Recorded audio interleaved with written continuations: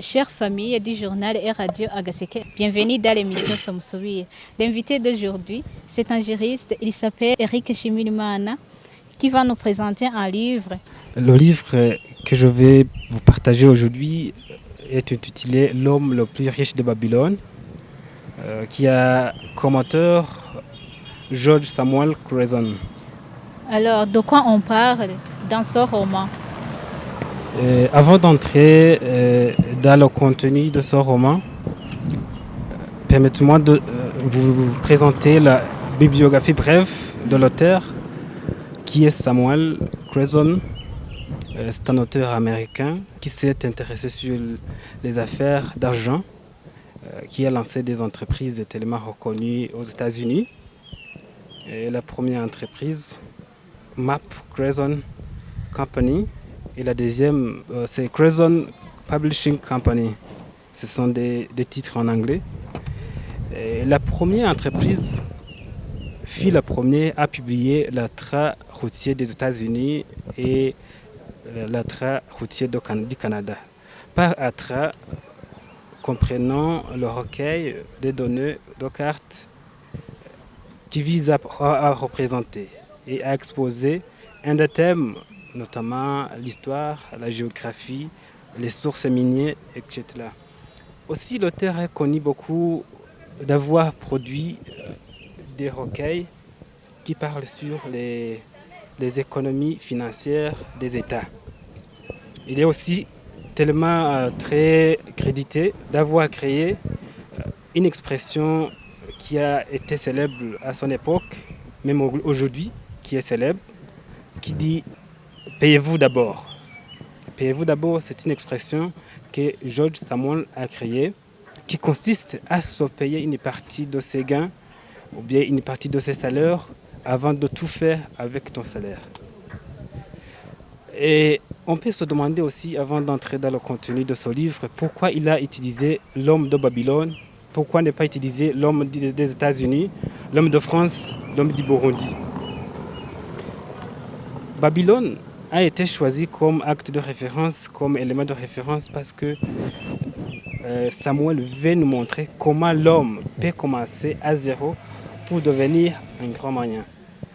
Babylone fut la ville la plus déserte dans l'Antiquité, et grâce à la sagesse, grâce à la créativité, grâce à la justice des dirigeants de cette région, ils ont pensé comment la région peut être prospère comme celle des autres pays frontaliers, malgré que la région était située dans le désert. Alors ils ont pensé comment ils peuvent créer des canaux d'irrigation, et de cela, il est devenu producteur agricole. Et aussi, ils ont été prospères dans le commerce. Voilà comment la bibliographie de l'auteur et le choix du livre. Et si on entre directement dans le contenu du livre, vraiment c'est un livre thérapeutique. Un livre qui nous montre des secrets, qui révèle des systèmes, des règles qui peuvent nous aider, qui peuvent aider les téléspectateurs ou bien aussi les auditeurs de la radio à devenir économes de nos propres gains mensuels ou annuels. Samuel propose aussi des règles que je vais citer plus tard, mais aussi des moyens et aussi des conseils qu'il prodigue à l'intention de tout le monde, à l'intention de tous les lecteurs. Et sachant que depuis l'Antiquité jusqu'à l'heure actuelle, l'argent a la même valeur. C'est l'argent qui détermine la mesure du succès de quelqu'un. Souvent, on travaille jour à nuit, mais la question qui se pose, pourquoi n'est pas sur le même équilibre? Vous verrez des gens ici, par exemple, dans notre pays, qui perçoivent le même salaire, mais le succès n'est pas le même. Vous verrez des gens qui travaillent, même des heures supplémentaires, mais toujours la gestion s'impose. Avec ce problème, c'est ce que Samuel Crezon va donner comme remède dans son roman à ceux qui seront intéressés, parce qu'il va utiliser les contes de Babylone. Et sachez que ce roman est l'un des exploits des 10 contes de Babylone où on nous raconte un homme qui était un fabricant des chars de combat. Vous savez que dans l'Antique, on, on fabriquait des chars de combat comme aujourd'hui nous avons des voitures de combat. Mais toujours, il se retrouvait dans l'impuissance, dans l'incapacité de grossir sa caisse. Voilà que l'homme s'appelait Bazir. Il est allé rencontrer le riche dont parlait Samuel Cresson, qui est Arcade. L'homme le plus riche dont parle l'auteur, c'est Arcade. Alors, Arcade va nous donner les 7 moyens que je vais insister sur, qui peuvent aider nous, les jeunes, mais aussi les adultes, à concevoir les moyens les plus efficaces à partir de nos propres moyens, peu que nous avons comme Babylone, Philoka, pour progresser, pour s'enrichir progressivement. Et avec les 7 moyens que Arcade, cet homme plus riche, a proposé aux citoyens, parce qu'il a été convoqué par le roi, après avoir entendu qu'il y a un homme qui a prospéré, qui a progressé à un niveau excellent, il a été convoqué par le roi de Babylone. Il lui a dit, vous devez enseigner aux gens de cette localité comment ils peuvent surmonter ces problèmes financiers. Et sachez que, avant de citer les 7 moyens qu'il a enseignés à la cité de Babylone, le patrimoine du pays, ou bien la prospérité de la nation, dépend de la prospérité financière de chacun des citoyens. À titre d'exemple, si aujourd'hui le Burundi est réclamé pays pauvre, c'est la honte pour chaque citoyen. On devrait, moi et toi, et l'autre, sentir que nous avons une obligation d'avoir cette attitude de se révolter contre cette dépendance de la pauvreté. Parce que la prospérité de la nation ne dépend de moi, ne dépend de toi. Oui. Et quand on est riche, ça veut dire que notre nation sera riche. Raison pour laquelle le roi a convoqué le riche pour enseigner toute la cité. Et ils ont prêté oreille attentive et ont donné le temps opportun pour écouter ces enseignements. Et de cela, Babylone est devenue une cité de base financière, que tout le monde copiait, que tout le monde voulait se référer. Voilà les 7 moyens que Arcade a soulignés, que je trouve tellement excellents, même s'il y a quelques-uns qui semblent discutables. Le premier, c'est grossir notre bourse. Par bourse, comprenez les caisses. Par bourse, comprenez là où nous économisons.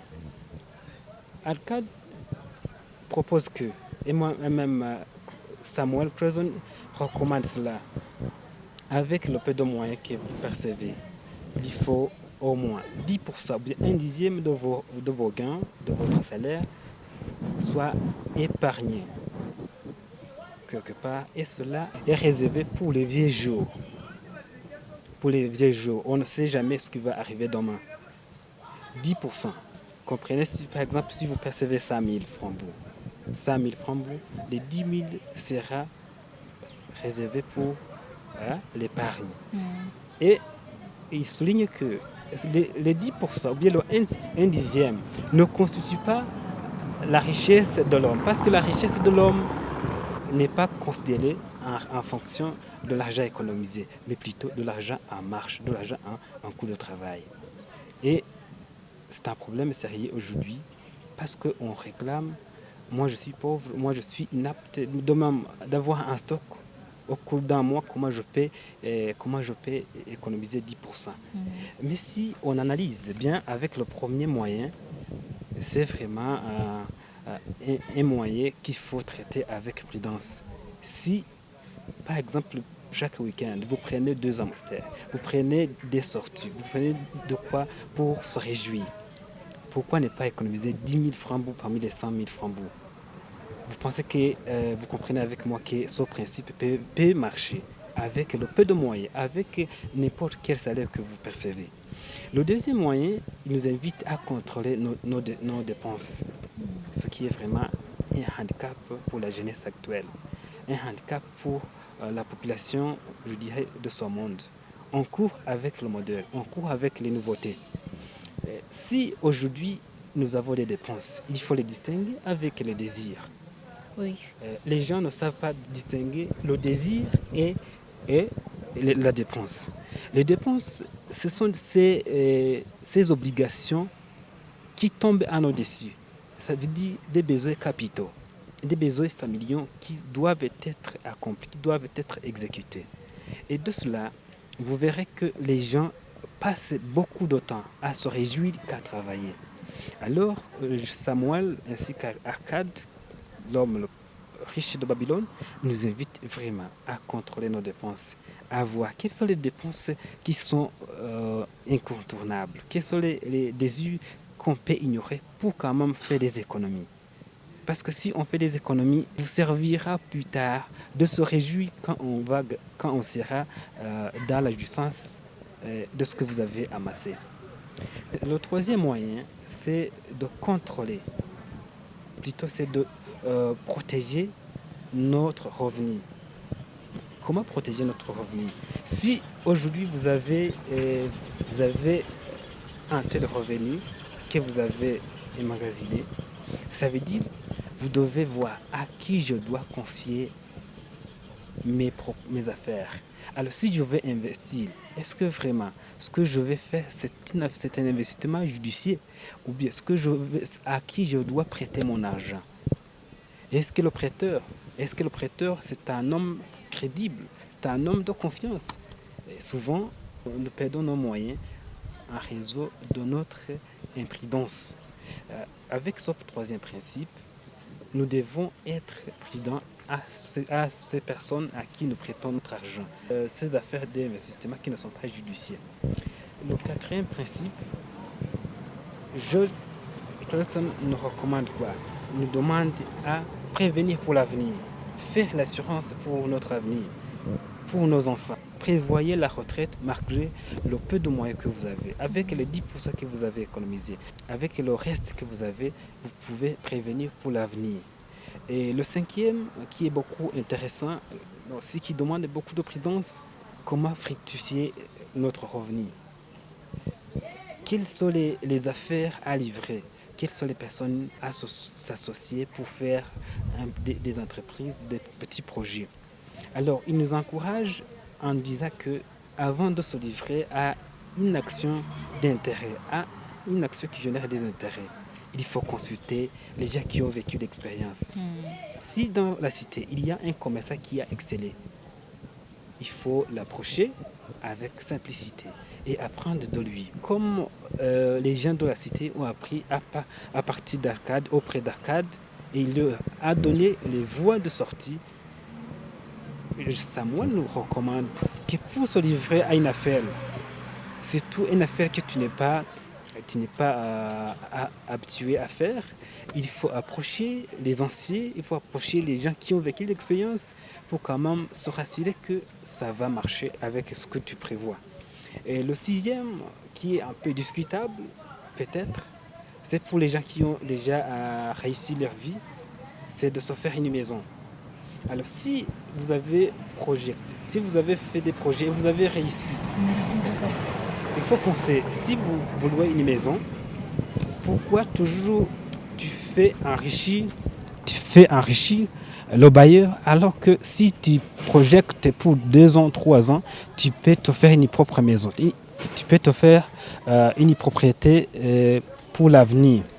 Et c'est le principe, c'est le moyen qui est discutable parce que ça demande des étapes, ça demande un long moment.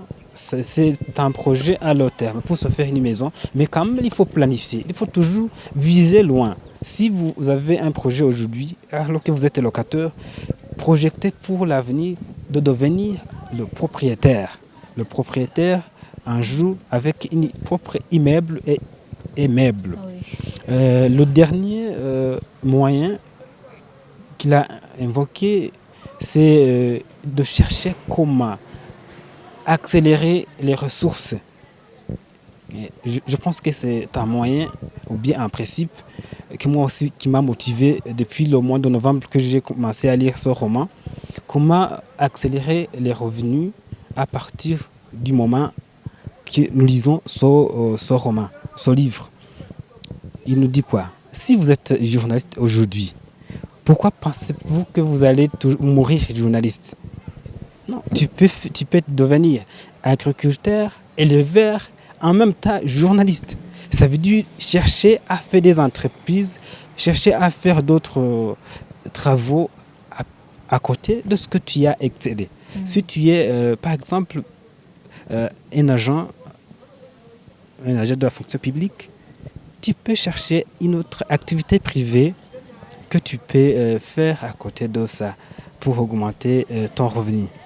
Voilà les 7 moyens, que l'homme le plus riche a proposé la cité, et de cela, la cité a excellé et est devenue élément d'excellence, élément de référence dans les pays frontaliers.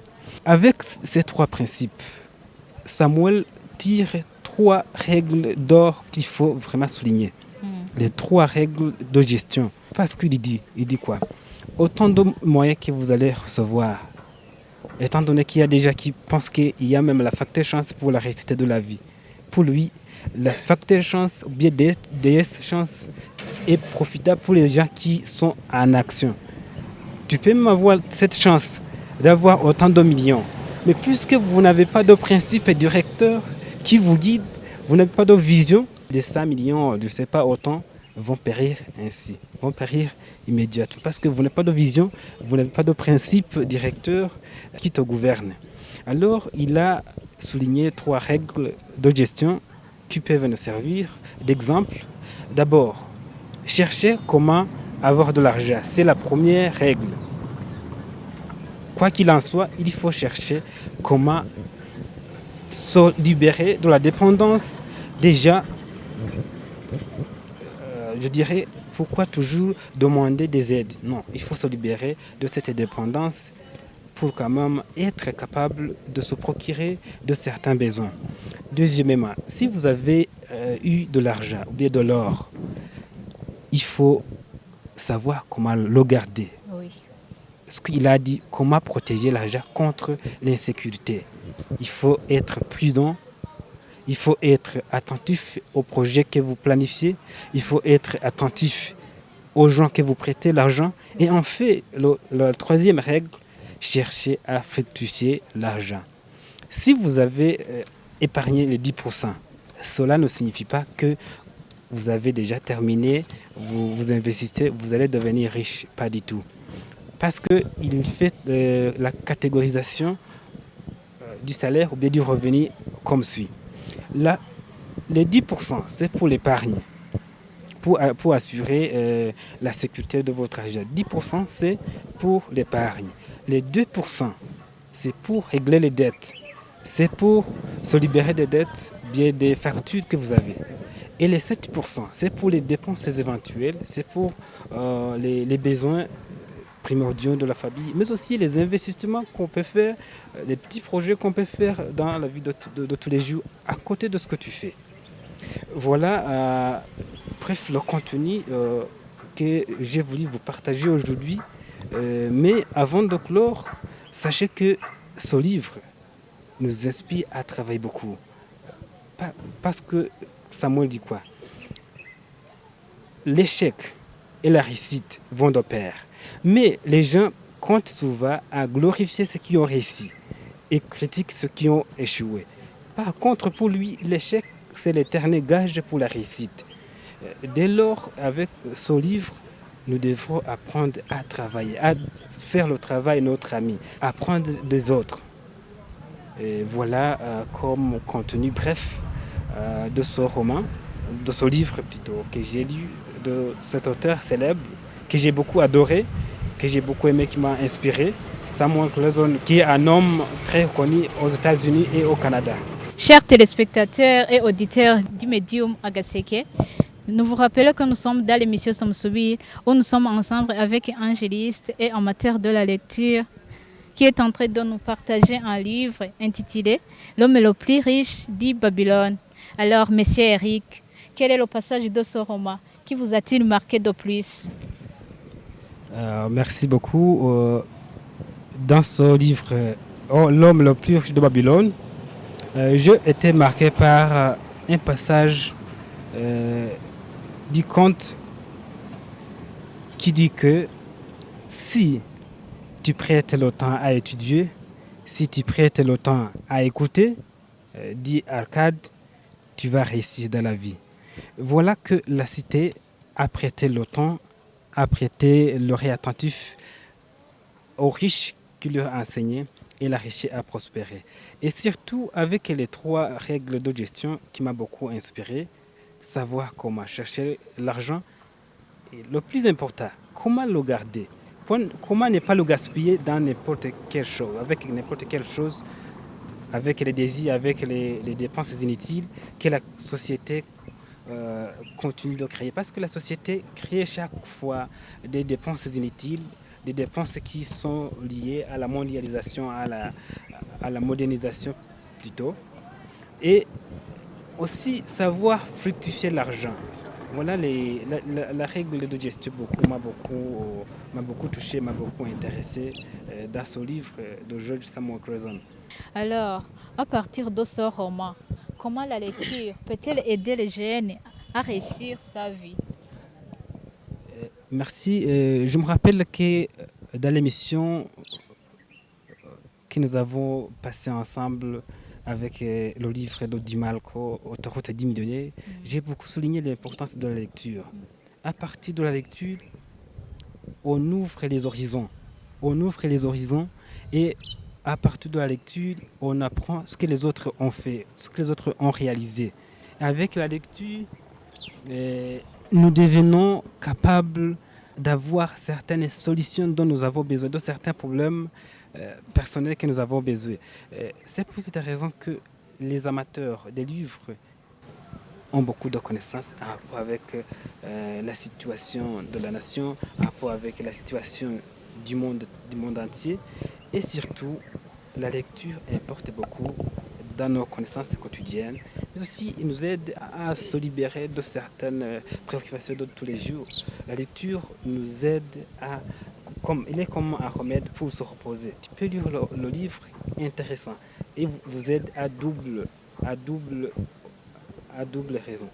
D'abord, la connaissance, mais aussi pour prendre un repos. Voilà. Alors, Eric, maintenant vous êtes angéliste lecteur des romans littéraires. D'où est venue l'idée d'aimer la lecture? Depuis que j'ai commencé à faire les lettres au secondaire, j'ai beaucoup adoré lire les livres. C'était mon domaine d'études, les lettres modernes, avec l'inspiration d'un professeur que j'ai aimé beaucoup à l'école secondaire. Quand j'étais orienté au lycée Notre-Dame de la Sagette, j'ai appris que lire les romans, c'est avoir plus de voies de sortie pour certaines ambiguïtés, surtout l'histoire, la géographie, ainsi que la politique, ainsi que l'économique dont je parle aujourd'hui.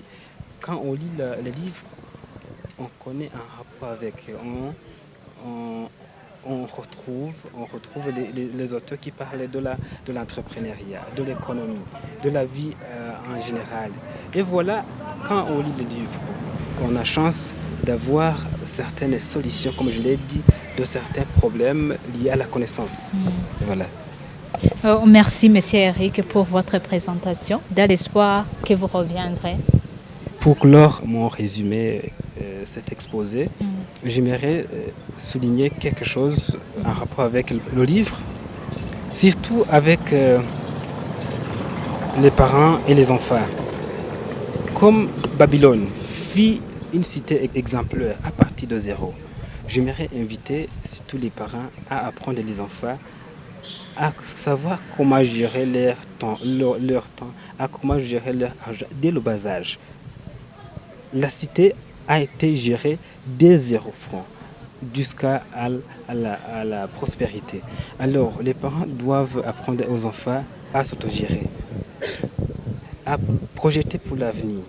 Nous aussi, moi et toi, et avec les auditeurs, comprenons qu'on peut devenir riche pas de simples moyens que Samuel a notés, surtout avec les 7 moyens. Voilà, c'est ça que je pourrais clore mes propos. Merci. Chers téléspectateurs et auditeurs du Médium Agaseke, c'est ici qu'on clôture l'émission Somusubire d'aujourd'hui. À la prochaine.